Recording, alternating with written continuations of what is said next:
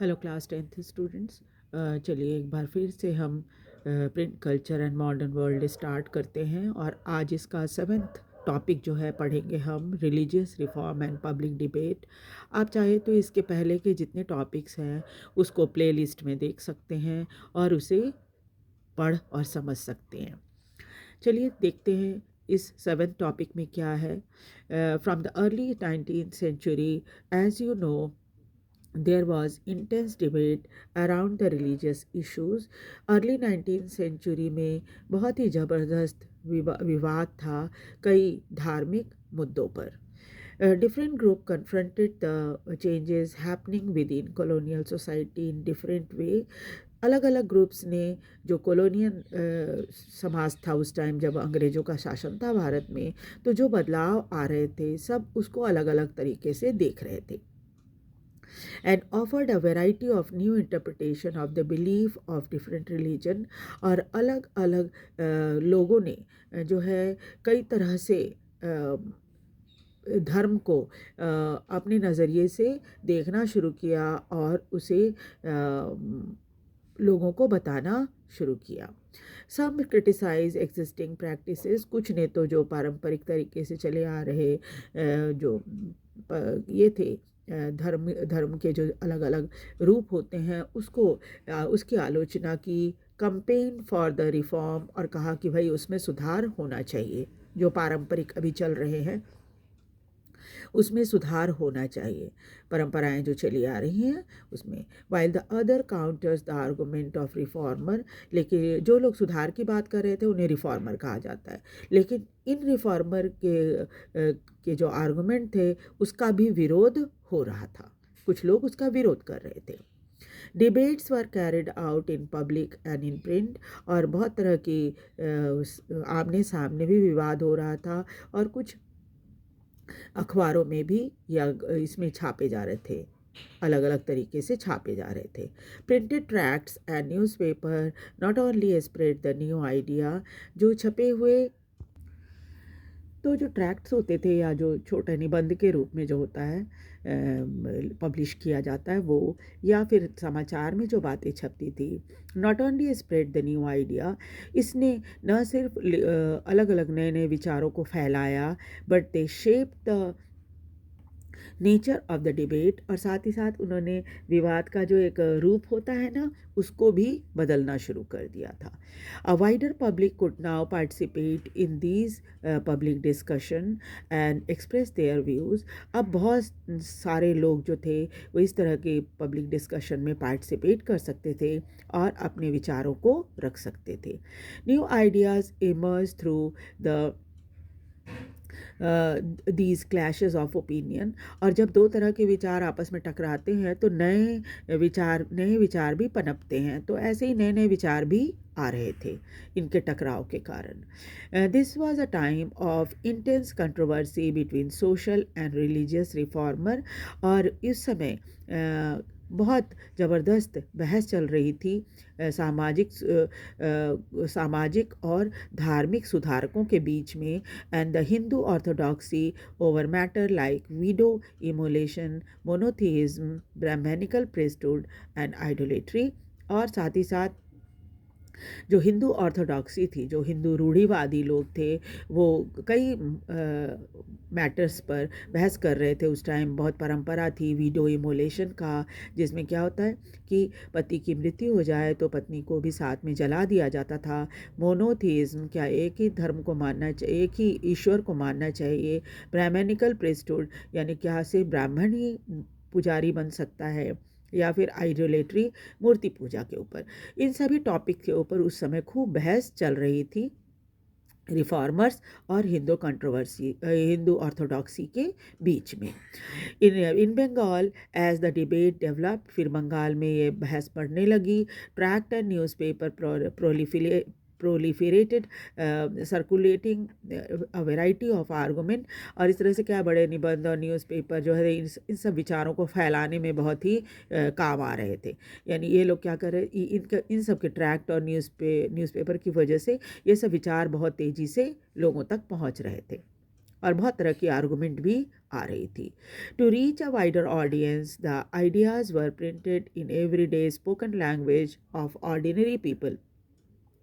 ज़्यादा से ज़्यादा लोग इसे पढ़ और देख सके, सुन सकें, तो इसको रोज़ वाली जो भाषा होती है, डेली जो हम स्पोकन लैंग्वेज होती है, बोलचाल की भाषा, इसको इस्तेमाल किया जाता था ताकि लोगों को समझने में ज़्यादा परेशानी ना हो। कठिन भाषा का इस्तेमाल नहीं किया जाता था। राम मोहन रॉय पब्लिश संवाद कॉमेडी फ्रॉम 1821। फिर राजा राम मोहन रॉय ने संवाद कॉमेडी नाम की एक अखबार निकालना शुरू किया 1821 में। And the Hindu orthodoxy commission Samachar Chandrika to oppose his opinion. और जो हिंदू रूढ़िवादी लोग थे उन्होंने समाचार चंद्रिका अखबार निकाला ताकि राजा राम मोहन रॉय के विचारों का विरोध कर सकें। From 1822 two Persian newspaper were published। उसके बाद 1822 से दो पर्शियन भाषा में अखबार छपने लगे, जामे जहानामा एंड शमसूल अखबार। In the same year, Gujarati newspaper the Bombay समाचार मेड इट अपीयरेंस। और उसी साल गुजराती भाषा में भी एक समाचार पत्र आया जिसका नाम था बॉम्बे समाचार, और ये छपना शुरू हो गया था उसी साल यानी 1822 में। 1822 में जामे जहानामा और शमसूल अखबार, ये दो अखबार पर्शियन भाषा में छपे और बॉम्बे समाचार गुजराती भाषा में छपा। In North India, the ulema were deeply anxious about the collapse of Muslim dynasties। और नॉर्थ इंडिया में उलेमा जो थे, जो धार्मिक गुरु होते हैं, वो लोगों ने वो बहुत चिंतित थे इस बात से कि मुस्लिम साम्राज्य जो है वो ख़त्म हो रहा है। They feared the colonial ruler would encourage conversion. उनको डर लगने लगा था कि ये जो कॉलोनियल लोग हैं यानी ब्रिटिश लोग जो हैं, जो भारत पर शासन कर रहे हैं, वो धर्म परिवर्तन करवाएंगे। Change the Muslim personal law, और मुस्लिम पर्सनल लॉ जो होता है उसको बदल देंगे। To counter this they use cheap lithographic presses. और इसका सामना करने के लिए उन्होंने सस्ते लिथोग्राफिक प्रेसेस चलाए और publish Persian and Urdu translation of Holi scripture. और इसमें क्या होता था कि पर्शियन और उर्दू भाषा में धार्मिक पुस्तकों का ट्रांसलेशन छपता था। And printed religious newspaper and tract, और कुछ धार्मिक समाचार पत्र भी वो छापते थे और निबंध भी छापते थे। The Deoband seminary founded in 1867। फिर देवबंद सेमिनरी की स्थापना हुई 1867 में। देवबंद सेमिनरी क्या होता है? ये एक तरह का स्कूल होता है ना। सेमिनरी कहते हैं पाठशाला को। तो पाठशाला होता है जहाँ पर ये जब देवबंद सेमिनरी जो है वो खुला था, मुस्लिम लोगों के जो तौर तरीके होते हैं पढ़ने पढ़ाने के, उसके लिए, है ना। तो इस तरह से क्या हुआ, और इन्होंने देवबंद सेमिनरी जब 1867 में स्थापित किया गया, और तब इन्होंने क्या किया, बहुत सारे ये पब्लिश किए ऑर्डर, फतवा को बोलते हैं ऑर्डर, थाउजेंड ऑफ फतवा telling Muslim readers how to conduct themselves in their everyday lives. और इसमें क्या होता है, तो फतवा हो जाता है ऑर्डर। तो ये ऑर्डर क्या छापते थे? ऑर्डर ये छापते थे, मुस्लिम रीडर्स को ये बताते थे कि उनका व्यवहार रोज़मर्रा की ज़िंदगी में कैसा होना चाहिए।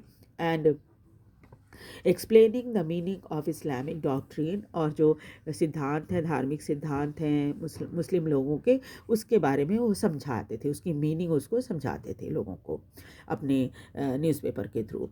All through the 19th century a number of Muslim sects and seminaries appeared। और फिर 19वीं शताब्दी आते आते बहुत सारे मुस्लिम सेक्ट्स यानी ग्रुप बन गए थे, बहुत सारी सेमिनरी यानी पाठशाला आ गई थी, each with different interpretation of faith. और उन्होंने अपने इस्लाम धर्म का सब ने अपने अपने तरीके से उसका जो एक होता है इंटरप्रिटेशन करना, वो करना शुरू कर दिया था। ईच की ऑन एनलार्जिंग द फॉलोइंग, सब चाहते थे कि उनके ग्रुप को मानने वाले ज़्यादा से ज़्यादा लोग हों। And countering the influence of its opponent, और कई बार दूसरे का विरोध भी, मुस्लिम ही थे बट एक दूसरे का विरोध करते थे, क्योंकि ग्रुप इनका अलग अलग था। Urdu print help them conduct these battles in public. और जो उर्दू में अखबारें छपती थी वो क्या होती थी, ये इस लड़ाई को जनता तक पहुंचाती रहती थी। Among Hindus, to print encourage the reading religious text।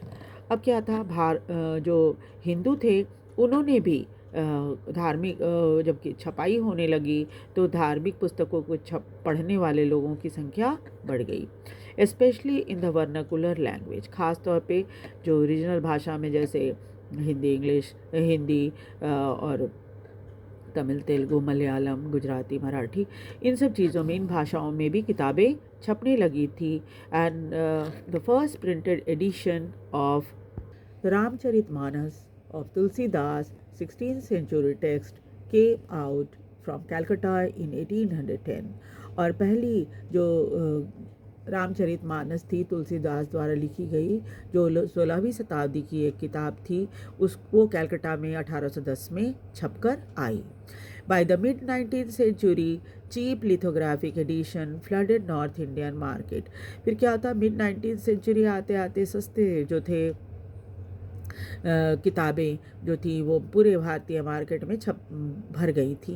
And 1880s the Naval Kishore press at Lucknow.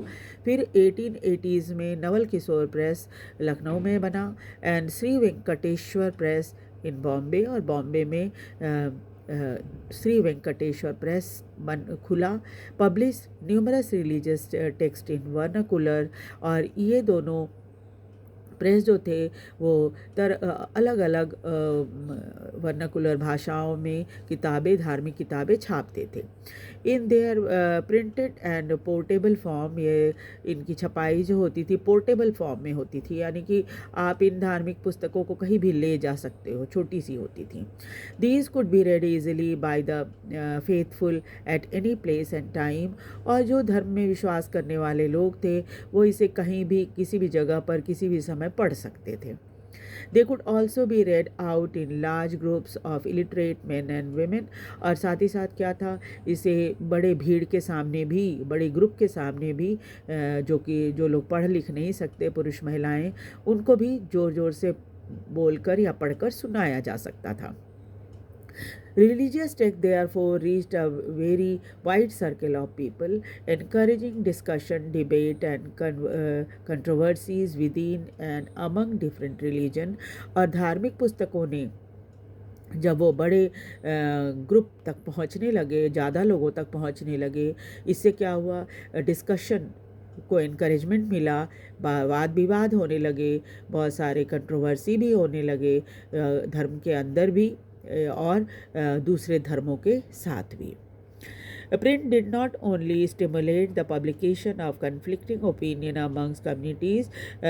छपाई ने सिर्फ यही नहीं कि जो अलग अलग विपरीत विचार हैं उसको छापना शुरू किया कम्युनिटीज़ के बीच में, अलग अलग कम्युनिटी के बीच में, but it also connected communities. इसने कम्युनिटीज़ को जोड़ने का भी काम किया, and people in different part of India, और भारत के अलग अलग हिस्सों में रहने वाले लोगों को भी जोड़ने का काम किया। Newspaper conveyed news from one place to another. समाचार पत्र जो थे वो एक जगह से दूसरी जगह समाचार पहुंचाने लगे, क्रिएटिंग पैन इंडियन आइडेंटिटी। और इससे क्या हुआ, एक पैन इंडियन आइडेंटिटी बन गई थी। तो पैन इंडियन आइडेंटिटी क्या होती है, एक अखिल भारतीय जो आइडेंटिटी होती है वो बन गई थी।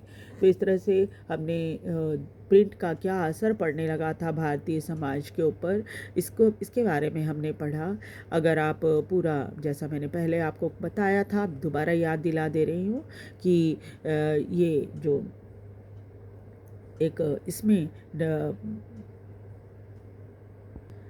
प्लेलिस्ट में मैंने ये डाल रखा है, और आप चाहे तो उस प्लेलिस्ट से सारे इस पूरे चैप्टर के जो टॉपिक्स हैं अलग अलग, उसको आप देख सकते हैं, पढ़ सकते हैं, समझ सकते हैं, और अपने ओपिनियन मुझे बता सकते हैं। साथ ही साथ आप इसे वीडियो को लाइक और सब्सक्राइब भी ज़रूर करिए ताकि एनकरेजमेंट मिलता रहे। Thank you very much.